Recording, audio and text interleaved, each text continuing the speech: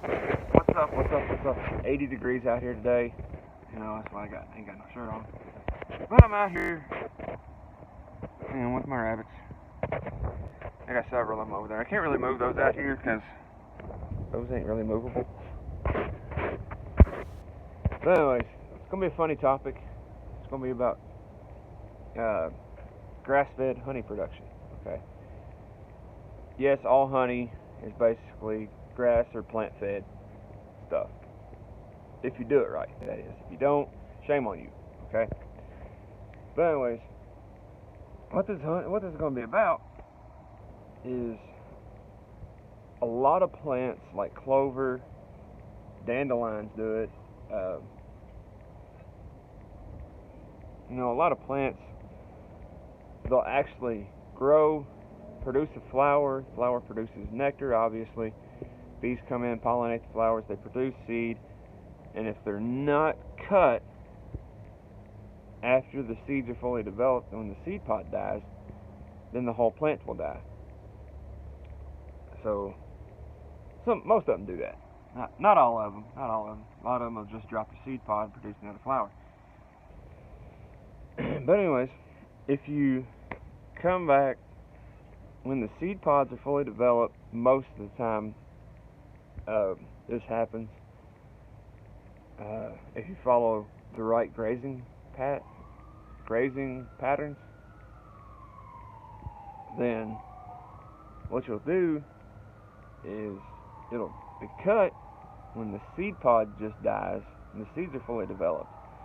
So the plant will actually grow again, produce another flower, and then that flower goes through the same process. Pollination,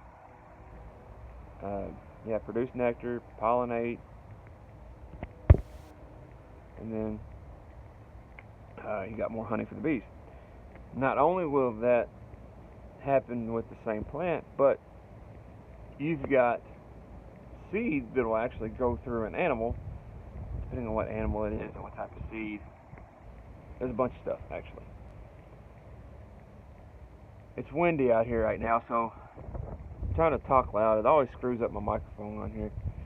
So I hope I'm not yelling at you. So, yeah. But anyways, seed will go through an animal, depending on what seed, what animal. There's a bunch of stuff that is involved there. So, not only do you have a rebirth of the flower that was just eaten, but you've got the possibility of producing new plants through the manure. More plants, more flowers, more pollination, more honey, more seed. So how does this benefit? And the cutting can actually be done with a lawnmower if you live in an urban setting. But how does this benefit the actual farmer? Well, he might want to think about producing honey in his grass-fed operation. It's a great idea, actually. That's it. I will see you Saturday, hopefully at 2 o'clock, in a live video where I will show you actually how to set up your beehives if you pick the right location with stuff that blooms all year round.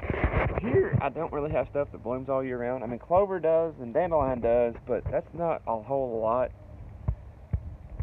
of flowering plants. I get a lot of them in the spring, so I got a hole I got to fill, but I'm looking up native plants to my area.